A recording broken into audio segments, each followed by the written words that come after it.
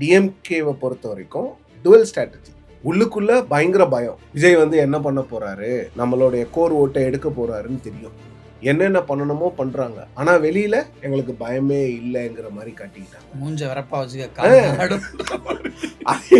அது என்ன ஆச்சுன்னா கேடர் கன்ஃபியூஸ் ஆயிட்டாங்க. கரெக்ட். திமுக தான் அதுக்கு பின்னாடி இருக்கு. திமுக வந்து பிளான் பண்ணி இதை பண்ணதுன்ற அந்த மென்டாலிட்டி இன்னுமே இருக்கு. சும்மா டச் பண்ணா கூட, கரண்ட் வரலன்னா கூட திமுக தான் காரணம், குழாயில தண்ணி வரலன்னா கூட திமுக தான் காரணம். அதுக்கு பத்தாக்குறைக்கு திருச்சிக்கு போனப்ப விஜய் வேற அதை பேசிட்டாரு. இளைஞர்களை கவரக்கூடிய அளவுக்கு இல்ல, இளைஞர்கள்ட்ட போய் சேரல அப்படின்ற அந்த ரியலைசேஷனை வந்து ஒரு தேர்தல் தோல்வியில தான் கத்துக்கணுமா? இதுல இவங்க பண்ண மிகப்பெரிய தப்பு என்னன்னு தெரியுமா? அந்த இளைஞர்கள் ஒரு நடிகரின் பின்னால், இன்னைக்கு அவர் முதலமைச்சராக இருக்கிறார், அவரின் பின்னால் போகும்போது அவங்கள வேற வேற பேரை வச்சு கூப்பிட்டாங்க. அந்த பேர் வந்து மக்கள் கிட்ட வந்து ஒரு பெரிய நெகட்டிவ். திமுக தங்களை வந்து திராவிட இயக்கத்தினுடைய முன்னோடியாக சொல்லிக் கொள்றது மட்டும் இல்லாம, எங்களுக்கு தான் திராவிடம் தெரியும், எங்களை தவிர திராவிடத்தை பத்தி பேசுறது யாருமே இல்லைன்னு சொல்லிட்டு 25 வருஷம் 2 கட்சியும் தூங்கிட்டாங்க. அப்ப ஜென்சி மீட்டிங் பண்றது, அது வந்து நீங்க என்னதான் இன்ஃப்ளூயன்சஸ் பண்ணாங்கன்னு சொன்னாலும் உங்களுடைய சீல் ஆஃப் அப்ரூவல் அதுல இருக்கு. அதை எதுக்கு அவ்வளவு சீரியஸா சீக்கிரமா பண்ணணும்? பண்ணிட்டு அந்த மேடையில என்ன போய் பேசுறாங்க, கொத்தடிமையா இருப்பதில் எங்களுக்கு பெருமை. அது என்ன பண்ணும்? அது வந்து மற்றவங்களை இரிட்டேட் தான் பண்ணும். இதுல என்ன பெருமை?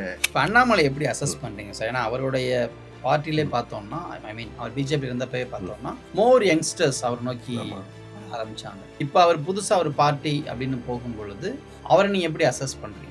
ரைட் டைம்ல இந்த டிசிஷன் எடுத்திருக்காங்கன்னு நான் சொல்றேன். The trend is changing bro, we have to update ourselves அப்படின்றாங்க. ஸோ அப்படிப்பட்ட ஒரு ஃபாஸ்ட் க்ரோயிங் வேர்ல்டில் உங்களுக்கு இல்யூஷ்மெண்ட் அப்படிங்கிறது வந்து ரொம்ப ஈஸியாக வந்துடும். விஜய் வர்சஸ் அண்ணாமலை அப்படிங்கிற ஒரு போட்டியை கொண்டு வரலாமாங்கிறது தான். உதயநிதியை விட அண்ணாமலையை ஹேண்டில் பண்றது விஜய்க்கோ அவங்க பார்ட்டிக்கோ மிகப்பெரிய சிக்கலாக மாறலாம். நிச்சயமான சிக்கல். இப்போ வந்து பாலிடிக்ஸ் வந்து இனிமே வந்து விஜய் வெர்சஸ் உதய் வெர்சஸ் அண்ணாமலைன்னு போகும்போது இனிமே இப்படிதான் இருக்க போகுது. இங்கதான் அதிமுக என்ன ஆக போகுது?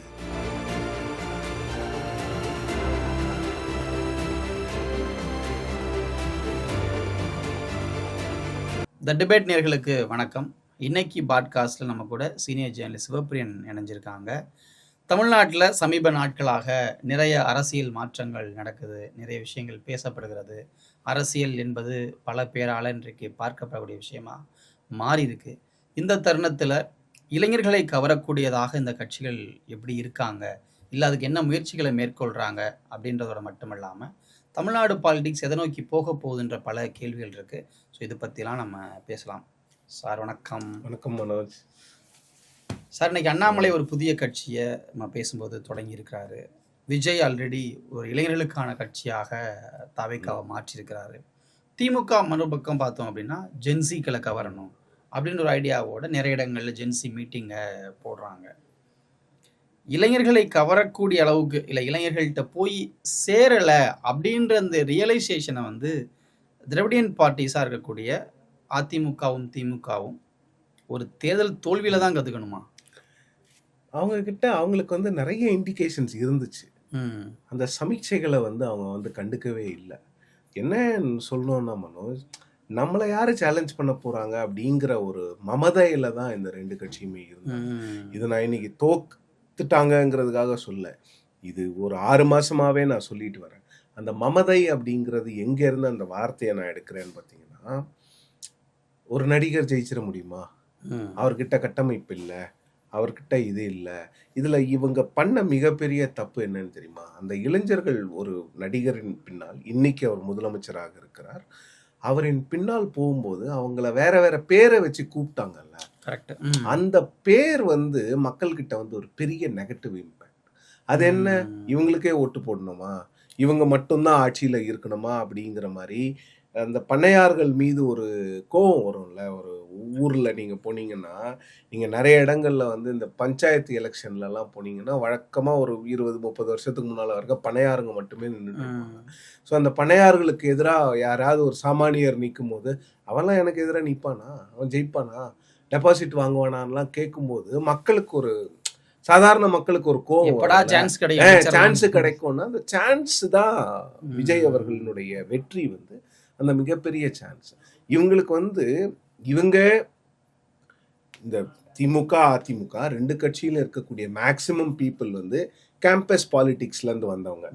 இப்போ நீங்கள் KN நேரு போன்றவர்கள், துரைமுருகன் அவர்களே வந்து ஆன்டி இந்திய அஜிடேஷன்லேருந்து உருவான ஸ்டூடெண்ட்ஸ் லீடர்ஸாக இருந்து அதுக்கப்புறம் கொஞ்சம் கொஞ்சமாக வந்தவங்க. ஆனால் இந்த 2 கட்சியுமே கேம்பஸ் பாலிடிக்ஸை தமிழ்நாட்டில் பேன் பண்ணிட்டாங்க. கேம்பஸ் எலெக்ஷன்ஸே கிடையாது. அதுக்கப்புறம் வந்து திமுக தங்களை வந்து திராவிட இயக்கத்தினுடைய முன்னோடியாக சொல்லிக்கொள்றது மட்டும் இல்லாமல் எங்களுக்கு தான் திராவிடம் தெரியும், எங்களை தவிர திராவிடத்தை பற்றி பேசுறது யாருமே இல்லைன்னு சொல்லிட்டு 25 வருஷம் 2 கட்சியும் தூங்கிட்டாங்க. மக்களுக்கு வந்து திராவிடம்னா என்ன, கொள்கைன்னா என்ன, மொழி கொள்கைன்னா என்ன, எதையுமே கொண்டு போய் சேர்க்காம நம்மளை சேலஞ்ச் பண்றதுக்கு யாருமே வரமாட்டாங்க. விஜயகாந்த் வந்தாரு, அவரை நியூட்ரலைஸ் பண்ணிட்டோம், இன்னும் யாரும் வரமாட்டாங்க அப்படிங்கிற ஒரு கம்ஃபர்ட் ஜோனுக்குள்ள போயிட்டாங்க. இன்னொன்று, விஜய் வந்து ரஜினிகாந்த் மாதிரி கொஞ்சம் இந்த பாலிடிக்ஸை டீஸ் பண்ணியிருந்தாவது பரவாயில்ல.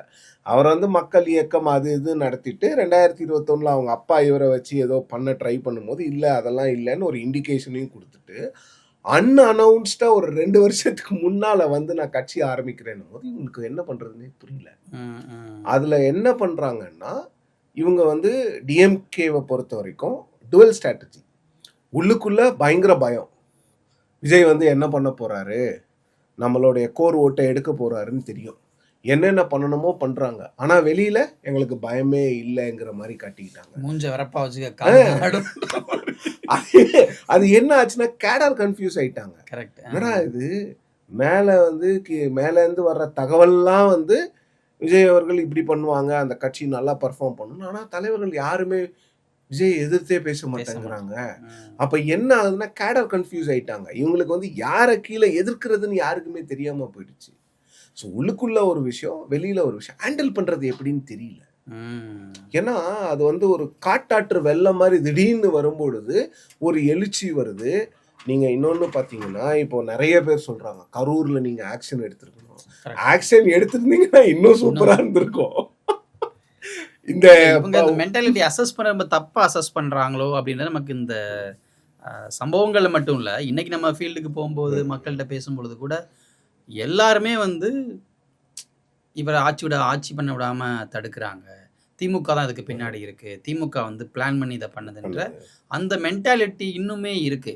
ஸோ திமுக எங்க சும்மா டச் பண்ணா கூட, கரண்ட் வரலன்னா கூட திமுக தான் காரணம், குழாயில தண்ணி வரலன்னா கூட திமுக தான் காரணம். அதுக்கு பத்தாக்குறைக்கு திருச்சிக்கு போனப்ப விஜய் வேற அதை பேசிட்டாரு, நீங்க பண்ணி வச்சதெல்லாம் சரி பண்றதுக்கு முடியுமா, நாங்கள் என்ன பண்ணவோன்னு பார்க்குறோம் அப்படின்ற அளவுக்கு அவர் பேசினோடனே ஓகே இதுதான் அவங்க செட் பண்ணுற டோனுன்ற லெவலுக்கு அது போயிடுச்சு. ஸோ அப்போ டிஎம்கே என்ன டச் பண்ணாலும், எதை நீங்கள் பண்ண ட்ரை பண்ணிங்கனாலும் இதுதான் உங்களுக்கு கிடைக்கக்கூடிய பதிலாக வந்து வரப்போகுதுன்றப்போ இவன் கொஞ்ச நாளைக்கு அமைதியாக இருந்தாலே பெஸ்ட்டு போல அப்படின்ற லெவலுக்கு வந்து. ஆமாம், டிஎம்கே வந்து நிறைய நீஜக் ரியாக்ஷன்ஸை கொடுத்துட்டாங்க மனோஜ். இந்த ஒரு மாதத்தில் பார்த்தீங்கன்னா, ஒரு மாதமே இன்னும் ஆகலை, உடனே வந்து ஜென்சி மீட்டிங் போடுறது. அதுக்கு என்ன அவசரம்?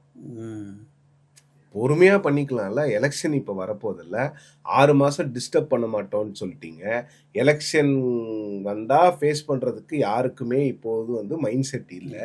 அப்போ ஜென்சி மீட்டிங் பண்ணுறது அது வந்து நீங்கள் என்னதான் இன்ஃப்ளூயன்சஸ் பண்ணாங்கன்னு சொன்னாலும் உங்களுடைய சீல் ஆஃப் அப்ரூவல் அதில் இருக்கு.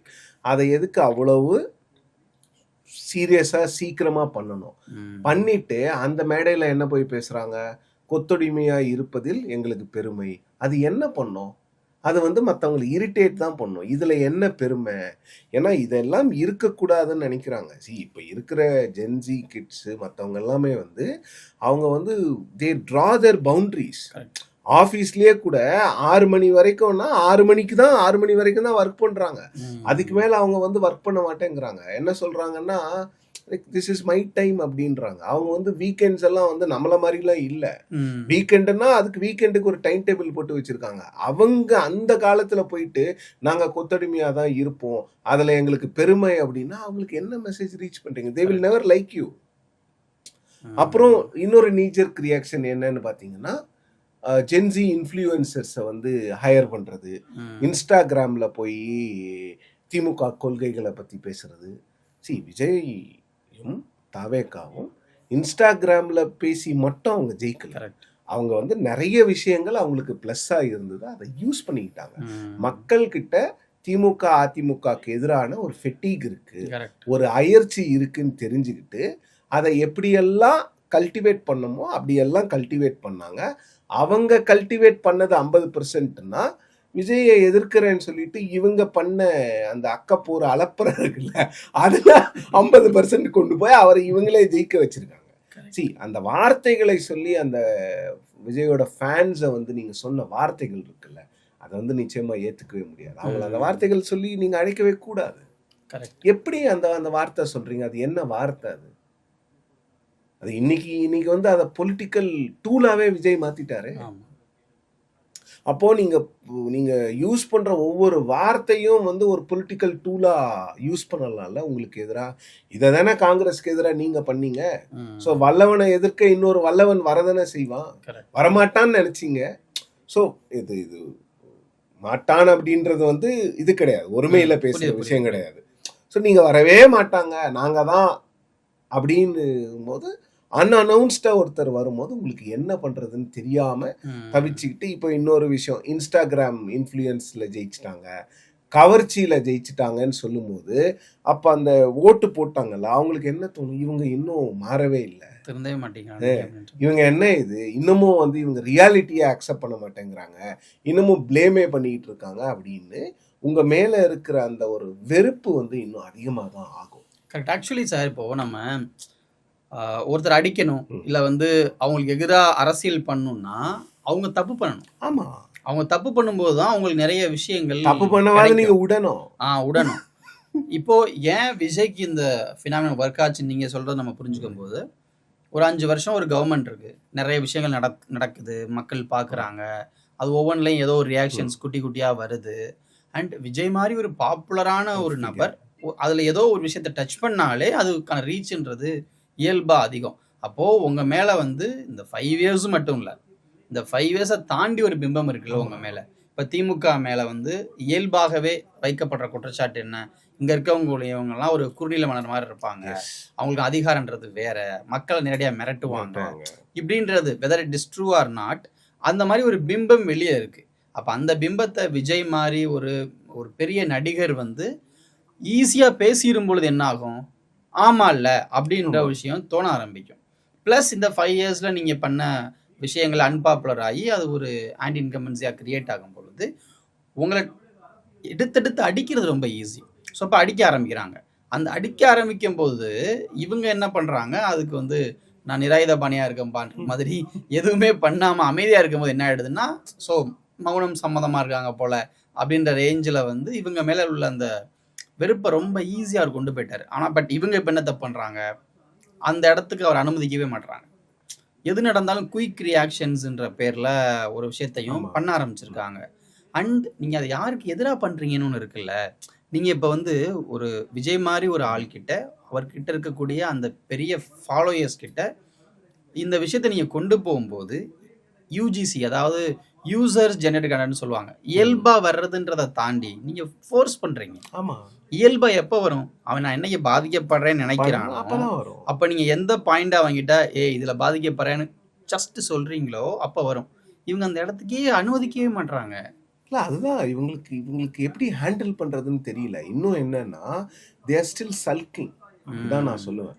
இன்னும் அந்த தோல்வியிலிருந்து அவங்க மீளவே இல்லை, தோல்வியை ஏற்றுக்கவே முடியல. ஏன்னா அவங்க நினைச்சிட்டு இருந்தது என்னன்னா, 4ஆம் தேதி சாயந்தரம் நம்ம வந்து வெற்றி விழா கொண்டாட போறோம், 6ஆம் தேதி இல்லை 7ஆம் தேதி போய் அந்த பதவியில உட்கார போறோம்னு நினைச்சுக்கிட்டு இருந்தாங்க. அவங்களால அந்த தோல்வியை ஏத்துக்கவே முடியல.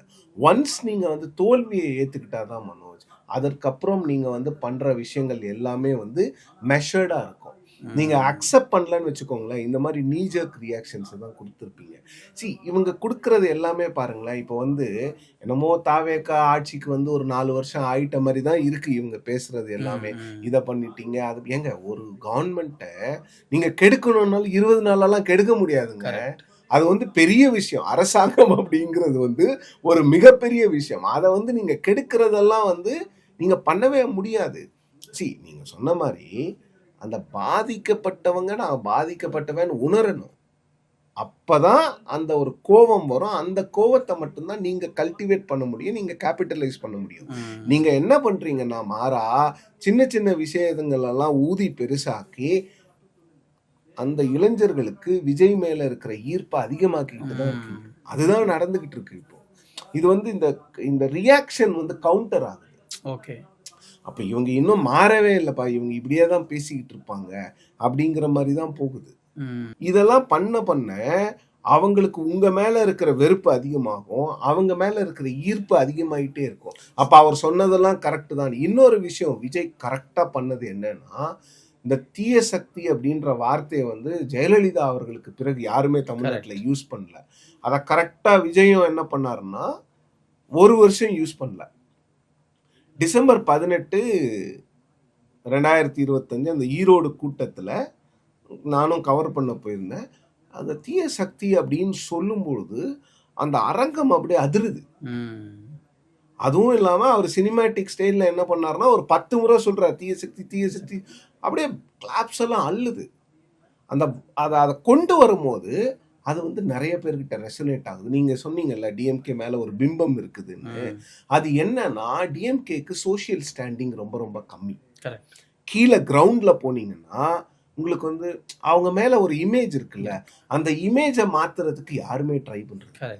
இன்னொன்னு அரசியலா கூட பாத்தீங்கன்னா தாவேகா வந்து டிஎம்கேவை எப்படியெல்லாம் கார்னர் பண்ணுமோ அப்படியெல்லாம் கார்னர் பண்ணி அவங்க வந்து 8 தலித் சமுதாயத்தை சார்ந்தவர்களுக்கு வாய்ப்பு கொடுக்கறதுங்கிறது வந்து அது பாலிடிக்ஸுக்காகவே பண்ணியிருந்தா கூட அது வரவேற்க. நீங்க அந்த பாலிடிக்ஸ்க்காக கூட நீங்க யாரும் பண்ணல. யங் பீப்புளை கொண்டு வந்து சேர்க்கறது. இப்ப டாஸ்மாக்கு ஒரு அமைச்சரை போட்டிருக்கிறாங்க. அவரு பேசுறதெல்லாம் விட்டுருங்க, என்ன பண்ண போறாருங்கிறதெல்லாம் அப்புறம். அது அந்த கிளாரிட்டி ஆஃப் தாட் இருக்குல்ல, இதுதாங்க அவங்க அன்னைக்கு சொன்னதும் இன்னைக்கு சொன்னதும் வேற வேறதான். ஆனா அதை வந்து மக்கள்கிட்ட கொண்டு போற மாதிரி பேசுறாங்கல்ல, அந்த 10 ரூபாய் ஏன் வாங்குறாங்க அப்படின்னு நாம தான் கேள்வி கேட்கிறோம். இதெல்லாம் சொல்றீங்களே. ஆனா கீழே இருக்கிறவங்க என்னன்னா, ஓ இதுல இன்னொரு விஷயம் இருக்குதோ, இவர் கொஞ்சம் பொறுமையா தான் பேசுறாரு. எப்பவுமே வந்து மக்களை பொறுத்த வரைக்கும் கொஞ்சம் எளிமையா சிம்பிளா, இன்னொன்னு ஒரு பொறுமையா பேசுறவங்களை வந்து மக்களுக்கு எப்பவுமே பிடிக்கும். நீங்க என்னதான் ஆங்கிலத்துல பேசினாலும் ரொம்ப ஹைஃபையா நீங்க பண்ணாலும் கூட ஒரு சில விஷயங்கள் ரொம்ப சிம்பிளா இருக்கிறத தான் விரும்புறாங்க. அதை தாவேக்காவில் இருக்கக்கூடிய அமைச்சர்கள் ஒரு சிலர் ரொம்ப சிறப்பா செய்யறாங்க. அது எடுப்படுது. புரியுது. இல்ல இன்னொரு பிரச்சனை என்னன்னா, திமுக வந்து தன்னை ஒரு அறிவாளி பார்ட்டியாவே காட்டிக்க ட்ரை பண்ணது. அவங்களுக்கு என்ன அந்த இன்டெலெக்சுவல் எல்லாத்துலயுமே நாங்க யார் தெரியுமா, எங்களோட அறிவு தெரியுமா அப்படின்ற மாதிரி. இங்க அறிவு ஆக்சுவலி தேவையே படல. தமிழ்நாட்டு அரசியல் நம்ம தொடர்ந்து பார்த்தோம்னா, இங்க இருந்த எந்த அமைச்சர்களோ இல்ல முதலமைச்சர்களோ அவங்களாம் பெரிய எக்ஸ்பர்ட்ஸ் கிடையாது. கலைஞர் அவர்களே எடுத்துக்கும். கலைஞர் அவர்கள் வந்து அரசியலை சமூகத்தை நல்லா புரிஞ்சவர் தான் அப்படின்னாலும் கூட துறை சார்ந்த அறிவுன்றது அவருக்கு பெருசா இல்லை. ஆனா எப்போ அவர் வந்து பணிக்கு வந்தாரோ அப்ப அதை வளர்த்துக்கிறார். ஸோ அப்போ இப்போ ஓபிஎஸ் அவர்களே இங்கே நிதியமைச்சராக இருந்தார்.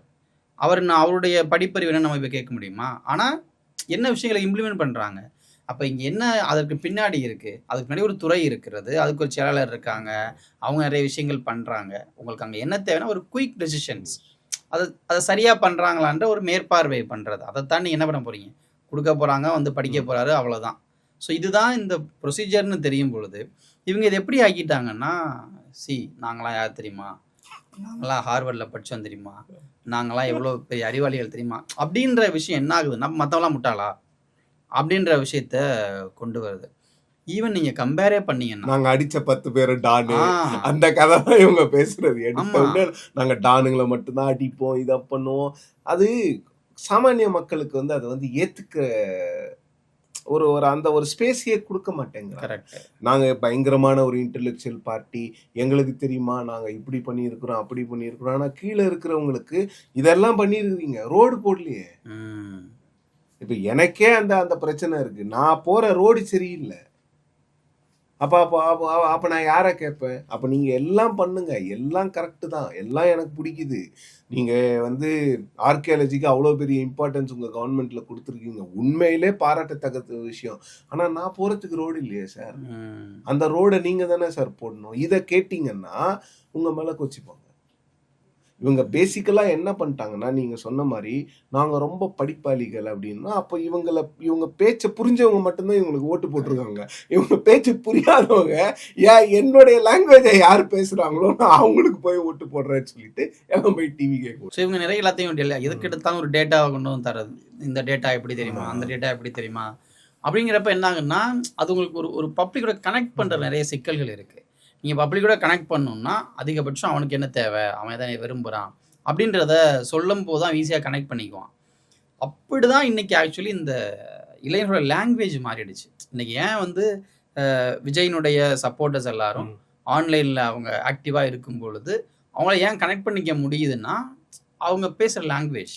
இந்த லாங்குவேஜ் திமுகட்ட இல்லை ஆக்சுவலி. அதை அவங்க ஃபீல் பண்ணாங்களா அப்படின்னு நமக்கு தெரியலை. ஸோ நீங்கள் வந்து ஒரு யங்ஸ்டரை கவரணும், இல்லை யங்ஸ்டர் மைண்ட் செட்டில் இருக்கவங்கள கவரணும் அப்படின்னா, நீங்கள் அவன் என்ன பேசுகிறான், அவன் என்னத்தை பற்றி எக்ஸ்பெக்ட் பண்ணுறான், அவன் எதை கனெக்ட் பண்ணிக்கிறான் அப்படின்ற இடத்துக்கு போகணும்ல. அது வந்து இங்கே பெரிய மிஸ்ஸிங்காக இருந்துச்சு. விஜய் அதை ப்ராப்பராக பண்ணியிருக்காரு. தே கேவ் அப் ஆன் யங்ஸ்டர்ஸ்ன்னு நினைக்கிறேன். எலெக்ஷனுக்கு முன்னாலேயே இந்த 25 வயசுக்கு வரைக்கும் இல்லை 30 வயசு வரைக்கும் இவங்க விஜய்க்கு தான் ஓட்டு போட போகிறாங்கன்னு முடிவு பண்ணிட்டு இவங்க என்ன பண்ணாங்கன்னா, சும்மா ஜாலியாக வந்து வைப் வித் எம்கேஎஸ் அப்படிங்கிற மாதிரி இந்த மாதிரி சூப்பர்ஃபிஷியல் திங்ஸுக்கு இவங்க போயிட்டாங்க. கீழே கிரவுண்டில் போய் அந்த இளைஞர்களை தங்க பக்கம் கொண்டு வராமல், இல்லை இவங்க சொல்கிற மாதிரி அவங்கள கொள்கை பேசி அவங்கள கொண்டு வராமல் சூப்பர்ஃபிஷியல் ஆக்டிவிட்டீஸ், அவரை ப்ரொஜெக்ட் பண்ணுறது, வைப் வித் எம்கேஎஸ், இதெல்லாம் வந்து மக்கள் பெருசாக ரசிக்கலை மனோஜ்.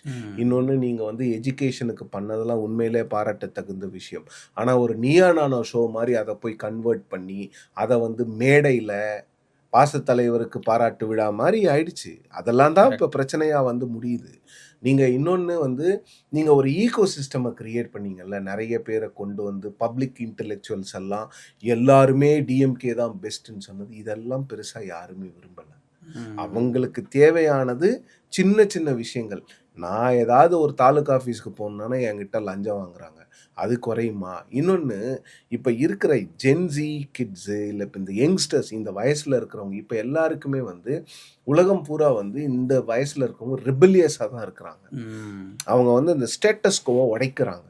எது எது பழசோ அதெல்லாம் போட்டு அந்த ஃபர்னிச்சரெல்லாம் புது ஃபர்னிச்சரை கொண்டு வான்னும் போது, அட்லீஸ்ட் புது ஃபர்னிச்சர் போகிறவங்க இந்த பழைய ஃபர்னிச்சர் நல்லா இருக்கா இல்லையான்னு செக் பண்ணுற லெவலில் கூட இவங்க வச்சுக்கல. இவங்கள நிறைய கிரிட்டிசைஸ் பண்ணுறது.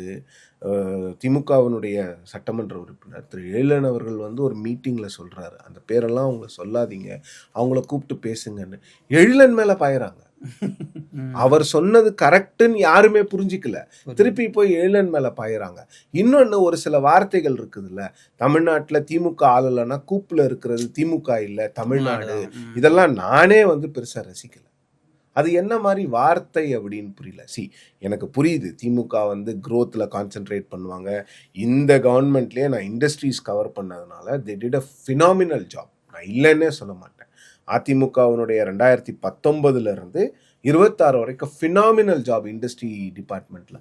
ஆனால் அதெல்லாம் மக்களுக்கு வேறு விதமாக எப்படி போய் சேரணுங்கிறத நீங்கள் பார்க்கணும். இந்த டேட்டா க்ரோத்து, எக்ஸ்போர்ட்ஸு, இதெல்லாம் மக்களுக்கு வந்து பெருசாக தெரியாது. இதெல்லாம் கவர் பண்ணுற நமக்கு ஒன்றா அதெல்லாம் எக்ஸைட்டிங்காக இருக்கலாம். அவங்களுக்கு என்ன, ரோடு ஒழுங்காக இருக்கா இல்லையா, இன்னொன்று என்னென்னா இவங்களே ஆளணுமா அப்படிங்கிற அந்த விஷயத்தை வந்து விஜய் வந்து ரொம்ப கரெக்டாக அதை ரீச் பண்ணக்கூடிய விதத்துல கொண்டு போய் ரீச் பண்ணிட்டார். இவங்களே ஆளணுமா, புதுசா ஒருத்தர் வரட்டும், அதுக்கான தேவை ஆக்சுவலி இங்க இருந்தது. ஆமா, இங்க வந்து இவங்க 2 பேருக்கு பதிலா ஒருத்தர் வரணும் அப்படின்ற எண்ணம் வந்து நம்ம கண்டினியூஸா பார்த்தோம். அதை யாராவது ஒருத்தர் வந்து சாட்டிஸ்ஃபை பண்ணுவாங்களான்னு தான் எல்லாரும் யோசிச்சாங்க. ஆனா என்னன்னா, வந்த எல்லாருமே ஏதோ ஒரு பர்டிகுலர் ஐடியாலஜியில், இல்லை ரொம்ப பெரிய லெவலில் பாப்புலராக இல்லாத அப்படின்ற மாதிரி, இல்லை அவங்க பின்னாடி யாரோ ஒருத்தர் இருக்காங்கன்ற லிமிட்டட் சக்சஸோட விஜயகாந்த் போன்றவர்கள், ஆமாம் அப்படிதான் இருந்தாங்க. ஆனால் இது எல்லாத்தையும் உடைச்சது தான் விஜயோட பெரிய ப்ளஸ்ஸாக மாறுச்சு. ஆனால் இதை ஸ்மெல் பண்ணாமல் விட்டாங்க. ஸ்மெல் பண்ணாதுன்னா என்ன, இவங்க என்ன நினச்சிட்டாங்கன்னா, அவ்வளோ பெருசா இது கன்வெர்ட் ஆகாது ஆகாது. அப்படின்ற எண்ணம் வந்து எல்லாருக்குள்ளேயுமே இருந்துச்சு. இன்க்ளூடிங் இப்போ நம்மளே கூட நிறைய இடங்களுக்கு போகும்பொழுது பேசினாலும் கூட விஜயால ஒரு ஒரு 50 இடங்கள் வாங்க முடியும், அதுக்கு மேல அவர் வாங்குவாரா அப்படின்ற டவுட் இருந்தது. காரணம் என்னன்னா இவங்க இந்த 5 இயர்ஸ்ல இவங்க பண்ணி வச்சிருந்த அந்த ஜாப் அது பயங்கரமா இருந்தது. ஆனா அதை தாண்டின ஒரு பிம்பத்தை ஏற்படுத்தினது இருக்குல்ல, அது ஆக்சுவலி ஒரு பெரிய விஷயம். பட் ஸ்டில் இங்கே என்னன்னா இப்போ திமுக வந்து ஒரு பெரிய ஆய்வுக்குழுக்களை போட்டிருக்காங்க. ஆய்வுக்குழுக்களை போடுறதுக்கு முன்னாடியே பார்த்தோம்னா திமுக ஏன் தோற்றது தெரியுமா, திமுக தோற்காம இருக்கு என்ன மாடல் வேணும் தெரியுமா, அப்படி எழுதிட்டு இருக்காங்க. எங்கே போனாலும் உட்காந்து எழுதுறாங்க. இந்த அந்த இந்த முந்திரி குட்டை வேலையை இவங்க எப்போ பார்த்தாலும் பார்க்குறாங்க. இப்போ வரைக்குமே அவர் ஸ்டைலாக இருக்கட்டும், உதயநிதியாக இருக்கட்டும், எல்லாரும் பேசும் பொழுது ஆன்லைனை ஃபோக்கஸ் பண்ணி நிறைய பேசுகிறாங்க. இன்ஸ்டாகிராமில் ரீல்ஸ் போடாமல் விட்டோம், இல்லை வந்து அந்த இடத்த நம்ம வந்து கைப்பற்றாமல் விட்டோம் அப்படின்னு. ஆக்சுவலி விஜய் பண்ணது வந்து வெறும் உங்க மீதான விருப்பம் மட்டும், ஐ மீன் நீங்க உங்க கவர்மெண்ட்டை மட்டும் ஒரு விமர்சிக்கலன்றதை இவங்க புரிஞ்சுக்கவே இல்லை. அண்ட் வெறும் யங்ஸ்டர்ஸ் மட்டுமே இதை சேஞ்ச் பண்ணிட்டாங்க நம்புறாங்க அவங்க பயங்கரமா. அதாவது யங் ஆடியன்ஸ் ஓட்டு போட்டு தான் நம்ம தோதுன்னு நினைக்கிறாங்க. ஆக்சுவலி ஒட்டுமொத்த சிஸ்டத்தை, ஒட்டுமொத்த Dravidian ecosystem, Dravidian parties 60 வருஷம் அந்த அந்த பைபோலர் நேச்சரை சேலஞ்ச் பண்ணார் விஜய். கரெக்ட். இப்போ 21 எலெக்ஷன்ல தான் திமுகவுக்கு பெண்கள் ஓட்டு வந்துச்சு. பெண்கள் ஓட்டு வந்ததுனால தான் உங்களால ஒரு எட்ஜ் கொஞ்சம் முன்னாடி போக முடிஞ்சது. 24ல நல்லாவே உங்களால ஜெயிக்க முடிஞ்சது. ஆனா அந்த பெண்கள் ஓட்டு என்னைக்குமே உங்க ஓட்டு கிடையாது. அது வந்து ஒரு ஆப்சன்ஸ்னால உங்களுக்கு வந்த ஓட்டு. அந்த ஓட்டு எப்ப வேணாலும் திரும்பி போயிடும் அப்படின்றத தெரிஞ்சுதான் நீங்க வந்து அந்த 1000 ரூபாய் கொடுக்கறது, மகளிருக்கு இலவச பேருந்து, எல்லா வேலையும் பண்ணீங்க. கொடுத்துட்டு அப்புறம் அதை நக்கலும் பண்ணீங்க. ஸோ நீங்க வந்து ஒரு விஷயத்த கொடுத்துட்டு அதை நக்கல் பண்ணும் பொழுது வாங்குறவனுக்கு எப்படி இருக்கும்? ஸோ இது பெரிய லெவலில் இல்லை, ஒரு 1-2ன்னு சொன்னாலும் கூட இதெல்லாமே பிரச்சாரங்கள்ல பயன்படுத்தப்பட்டது இல்லை. அப்போ இவங்க வந்து காரணங்களை அடுக்கும்போது என்ன பண்றாங்கன்னா, கன்வீனியன்ட்டா எதெல்லாம் அங்க இருக்க லீடர்ஸை பாதிக்குமோ, எதெல்லாம் அங்க டெசிஷன் மேக்கர்ஸா இருந்தவங்களை பாதிக்குமோ அதெல்லாம் விட்டுட்டு எந்த விஷயத்த சொன்னா எல்லாரும் ஒரு மாதிரி ஆமா இல்ல அப்படின்னு அக்செப்ட் பண்ணிப்பாங்க, இல்ல எல்லாருக்கும் பக்கத்துல இருக்காத விஷயமா இருக்குமோ அதுதான் இந்த யங்ஸ்டர்ஸ், அதுதான் இந்த ஜென்சி. இவங்களை கொண்டு போய் இவங்க தான் தோத்துட்டோம், இவங்க ஒழுங்கா ஓட்டு போறதா நம்ம ஜெயிச்சிருப்போம், நம்ம இனிமே இவங்களை ஃபோக்கஸ் பண்ணி போவோம் அப்படின்னு இந்த ரூட்டையே மொத்தமா மாத்துறது. மெட்ராஸ்ல இதுவரைக்கும் ஜெயிச்சிட்டு இருந்தீங்க, எம்ஜிஆர் கூட உங்களை மெட்ராஸ்ல தோக்கடிக்க முடியல. விஜய் தோக்கடிச்சார். காரணம் யங்ஸ்டர்ஸால மட்டும் இல்லை, 5 வருஷத்துல ரோடே போடல. திரும்ப நான் அங்கே தான் வரேன். அந்த அர்பன் அப்பாத்தி இருக்குல்ல இந்த கவர்மெண்ட்ல, இந்த 5 வருஷத்துல ரோடு போடலை. நீங்க ஒரு மெட்ரோ ப்ராஜெக்டே போதும் எல்லாத்தையும் ஹேண்டில் பண்ணிடும்னு நினைச்சிங்க. உங்ககிட்ட என்ன சிக்கல்கள் இருக்கு? நான் திரும்ப அங்கே தான் போறேன். ஏன் கார்த்திக் மோகன் மட்டும்தான் இளைஞரா? ஏன் வந்து ராஜா அன்பழகன் மட்டும்தான் இளைஞரா?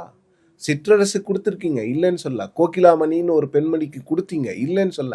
ஆனா அவங்களாம் விரல் விட்டு எண்ணக்கூடிய அளவுல தானே இருக்கிறாங்க. திமுக அதிமுக இவங்க 2 பேருமே ஒரு மாதிரி irrelevant ஆயிட்டு இருக்காங்களா இப்ப உள்ள ஜெனரேஷன் கிட்ட? இவங்க தேவைதானா, இவங்க அவசியமா அப்படின்ற இடத்துக்கு இவங்க நகர்றாங்களா? ஏன்னா இப்ப அண்ணாமலை வேற ஒரு புது பார்ட்டியை ஸ்டார்ட் பண்றேன்றாரு. ஹவவர் அதுவுமே பார்த்தீங்கன்னா விஜய்க்கு ஒரு ஒரு நைட் மேரா கண்டிப்பா இருக்கும். ஏன்னா கம்பேரட்டிவ்லி இப்போ இருக்க இந்த 2 பார்ட்டிஸை தாண்டி அண்ணாமலை மாதிரி ஒருத்தர் வந்து பார்த்தீங்கன்னா he will give a sharp attack. ஒரு விஷயத்தை அவர் பேசும் பொழுது வந்து ஈவன் அவர்கிட்ட ஒரு ஸ்ட்ராங் வார் ரூமும் இருக்கு யூஸ்வலி. இல்லை ஆக்சுவலி சார், தமிழ்நாட்டில் என்னைக்குமே வந்து சட்டமன்ற தேர்தல்கள் தமிழ்நாடு வெர்சஸ் டெல்லியா இருந்ததே இல்லை. தமிழ்நாடு வெர்சஸ் தமிழ்நாடு தானே எப்பவுமே. உங்களுக்குள்ளான சண்டை போட்டுப்பீங்க. திடீர்னு இப்படி ஒரு ஃபார்முலா எங்கேருந்து வந்துச்சுன்னு தெரியலை. திடீர்னு அப்படி ஒரு ஃபார்முலாவை தூக்கிட்டு வந்தாங்க. அதெல்லாமே வந்து பெரிய சிக்கலாம. ஓகே, டைவர்ட் ஆகி நிறைய போயிடுவோம்னு நினைக்கிறேன். ஸோ இப்போ அண்ணாமலை வரும்பொழுது சார் எனக்கு அதில் தான் ஒரு கொஸ்டினாக இருக்கு. அந்த irrelevant-ஆன்னு கேட்டிங்களா? இவங்களே இவங்களை irrelevant ஆக்காம இருந்தா சரி. அப்படிதான் அதை நம்ம கொண்டு போகணும். இன்னும் இவங்க பேசின விஷயங்களையே பேசிக்கிட்டு டேட்டாவில் தான் நாங்கள் பேசுவோம், நாங்கள் இதை மட்டும்தான் செய்வோம், நாங்கள் இப்படி தான் பண்ணுவோம்னு சொல்லிட்டு இருந்தாங்கன்னா அது வந்து இளைஞர்கள் வந்து அவங்க கிட்டேருந்து கம்ப்ளீட்டாக ஏலியனேட் ஆகிடுவாங்க. இன்னொன்று, நிறைய படித்த இளைஞர்கள் திமுகவிலையும் இருக்கிறாங்க. அவங்களுக்கும் நீங்கள் வந்து வாய்ப்புகள் கொடுக்கணும். இப்போது ஒரு 2-3 பட்ஜெட் பிடிஆர் ப்ரெசென்ட் பண்ணும்போது பெட்ஸுக்கு வந்து ஏதோ ஒரு ஸ்கீம் கொடுத்துருந்தார். அதெல்லாம் ரொம்ப பெரிய பேசு பொருளாச்சு. இந்த மாதிரி ஒரு கம்பேஷனேட் பர்சன்லாம் இருக்கிறாங்க. பிடிஆர் ஃபினான்ஸ் மினிஸ்டராக இருக்கும்போது அந்த 2 இயர்ஸ் வந்து உங்களுக்கு வந்து அவ்வளோ பெரிய மீடியா அட்டென்ஷன் அவர் மேலே இருந்தது. எது பேசினாலும் நேஷ்னல் மீடியா அட்டென்ஷன்லாம் வந்துச்சு. ஸோ அந்த மாதிரி இண்டிபெண்ட் இண்டிவிஜுவல் வாய்ஸஸ் திமுகவில் உங்களுக்கு ஏகப்பட்ட பேர் இருக்காங்க. அன்னைக்கு திருச்சி மீட்டிங்கில் விஜய் பேசுனதில் எனக்கு 1008 விமர்சனங்கள் இருக்கிறது. ஆனால் ஒரு விஷயம் அவர் கரெக்டாக பேசினார். நீங்கள் இந்த ஜென்சி லாங்குவேஜில் பேசுறதுனால மட்டுமே ஜென்சி உங்ககிட்ட வந்துட மாட்டாங்க. அது உண்மை. நீங்கள் ஏன் மாறுறீங்க? எல்லாமே நீஜர்க் ரியாக்ஷன்ஸ் ஆகிருக்கு. இவங்க பண்ணுறதையும் பாருங்க, போய் அது வந்து இங்கிலீஷ்லையும் தமிழ்லையும் சேர்த்து பண்ணுறது. இதெல்லாம் என்ன யாரு ஐடியா குடுக்குறாங்கன்னே தெரிய மாட்டேங்குது. நீஜர்க் ரியாக்ஷன் எடுத்துட்டு வந்து திரும்ப திரும்ப அதே வார்த்தை தான், நீஜர்க் ரியாக்ஷன். ஏன்னா அது எப்படி வருதுன்னா அக்செப்ட் பண்ணிக்க முடியல. இன்னமும் அந்த தோல்வியை வந்து ஏற்றுக்கொள்ள முடியவில்லை. இன்னும் அதை டைஜஸ்ட் பண்ண முடியல. அது அக்செப்டன்ஸ் இருந்தா மட்டும்தான் உங்களால வந்து அடுத்த படி எடுத்து வைக்க முடியும். இந்த அக்செப்டன்ஸ் எல்லாம் கருணாநிதி அவர்கள் இந்த டைம்ல இருந்திருந்தாருன்னா மக்களை பிளேம் பண்ணவே மாட்டார். அந்த மக்களை பிளேம் பண்ணக்கூடிய வேலையை தமிழ்நாட்டில் வந்து ஜெயலலிதா அவர்கள் மட்டும்தான் செஞ்சாங்க. இதுக்கு முன்னால கருணாநிதி அவர்கள் பண்ணவே மாட்டாங்க. இவங்க ஏன் கருணாநிதி திமுகவா இருக்க மாட்டேங்கிறாங்கன்னு எனக்கு புரிய மாட்டேங்குது. மேபி ஜெயலலிதாவுடைய அதிமுக இருக்கலாம். ஒன்னும் பொலிட்டிக்கல் இன்டெலிஜென்ஸே நம்ப மாட்டேங்கிறாங்க மனோஜ். இவங்க 4 ஸ்ட்ராட்டஜி ஏஜென்சி எதுக்கு? எல்லாமே ஸ்ட்ராட்டஜி ஏஜென்சி தான் வந்து பொலிட்டிக்கல் ஸ்ட்ராட்டஜிக் ஏஜென்சி தான் டிசைட் பண்ணுது. முதலமைச்சர் என்ன சட்டை போடணும், எப்படி அந்த சட்டையை போடணும், எல்லாமே அவங்க டிசைட் பண்ணாங்கன்னா அப்போ கட்சியை நீங்கள் நடத்துறீங்க.